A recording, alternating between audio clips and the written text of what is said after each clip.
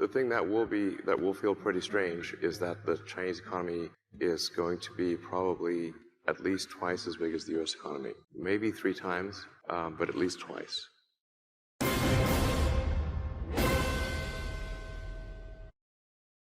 I think the United States is more open to new ideas than any country in the world. And I think it's becomes somewhat of a self-fulfilling prophecy in that because the United States is open to new ideas, it attracted people from around the world who had new ideas. And so it becomes, so now it's filled with people who like new ideas. And who aren't bound by history.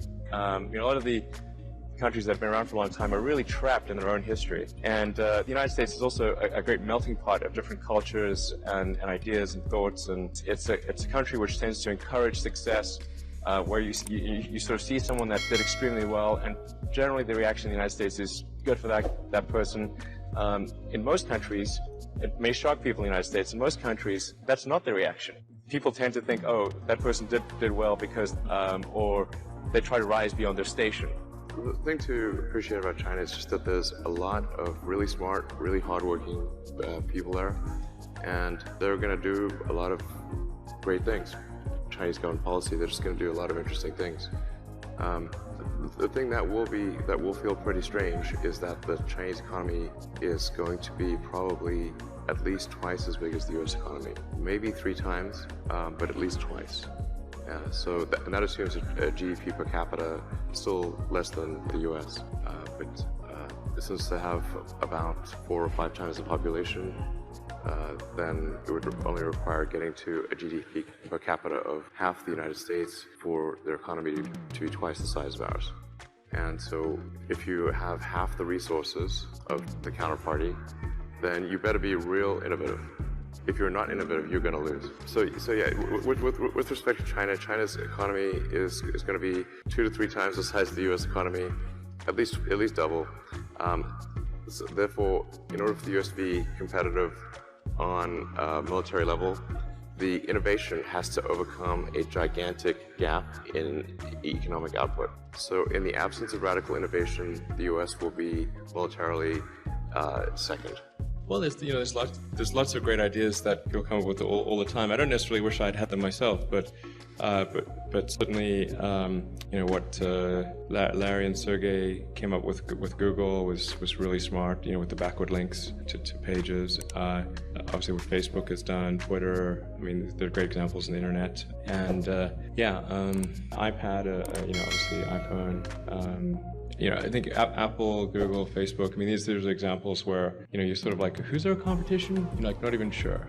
It's kind of like the statement about democracy, it's a bad system, but it's the least bad. Well, the United States is the least bad at encouraging innovation. And then Silicon Valley, actually, I'd say, is particularly good at encouraging innovation. But Silicon Valley is just, orders of magnitude better than any other place in the world for creating new companies and fostering innovation. It's quite remarkable. So I don't think we initially need to worry about some other country out there out innovating us. I don't think people realize almost all innovation in the world comes from America. It's it's true. I mean, a ridiculous percentage. But that doesn't mean it couldn't be better. And I think we need to be concerned about excess regulation, a tax structure that potentially doesn't promote innovation. Because the thing to remember is when companies are little, they're like tadpoles. I mean, they just die very easily. And so you need to have an environment which tries to protect little companies and help them get bigger. And Silicon Valley does that very well. And America, in general, does that very well relative to other countries. But most other countries tend to foster and protect, or rather, they tend to protect the big companies. Big companies don't need protection. Well, we do spend a fair bit on space. I mean, much more than any other country from a government standpoint.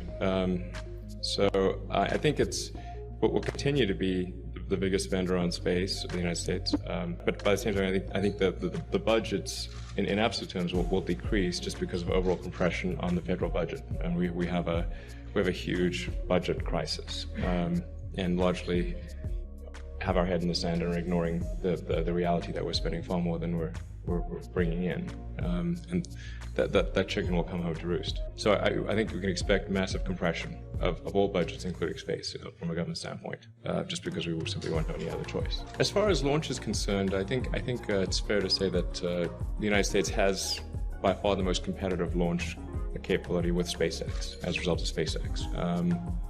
And the only realistic potential competitor is China. I think it's not the easiest thing competing with national governments, which are heavily subsidized. And they certainly have set their sights on us and have told us that. But that's okay. I think we'll win. But we have actually, with respect to China, we have a conscious strategy of filing the absolute minimum number of patents. We file very few patents. And the rockets, we were very careful about cybersecurity, and we're very careful about physical security, because there's obviously a history of absconding with intellectual property in China, and the enforceability of patents against the Chinese government is zero. So that's contrast that to Tesla, where Tesla files a lot of patents because competitors are commercial companies and there is enforceability. Not to worry about launch. We'll take care of that. Well, I think long term, like I said, I think China is the serious competitor long term. If you look at Russian rocketry, since the fall of the Soviet Union, there's really been no significant developments. The technology has barely progressed. No new rockets have launched since the fall of the Soviet Union. So obviously what that means is, as soon as that technology level is exceeded, then they're rendered redundant and they have no ability to compete. And I think that's likely what will occur with the Russian launch industry. Well, maybe I'm confident, but I'd rather bet on us than China. I think despite the recent failure of the Soyuz, it is actually a good vehicle.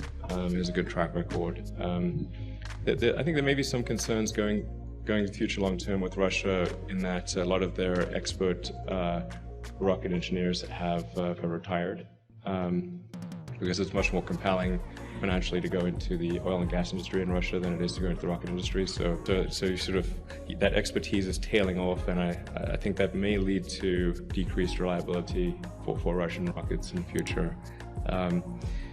Hopefully it doesn't. But yeah, well, actually our primary launch facility is Cape Canaveral, and then we're building a launch site at Vandenberg Air Force Base in California. If anything serves as a spur for human space exploration, it is likely to be China's ambitions in space, and hopefully a sense in America that we want to at least keep up with China. And they have grand ambitions beyond just low Earth orbit. They're planning on setting up a space station, putting a base on Mars, and eventually sending humans to Mars. So what's happening in the US that I think might ultimately surpass all of that stuff is entrepreneurial space activities, where things are led by the spirit of free enterprise. And I think there's perhaps an analogy here where just as DARPA served as the initial impetus for the internet and underwrote a lot of the costs of developing the internet in the beginning, it may be the case that NASA has essentially done the same thing by spending the money to develop some of the fundamental technologies in the beginning.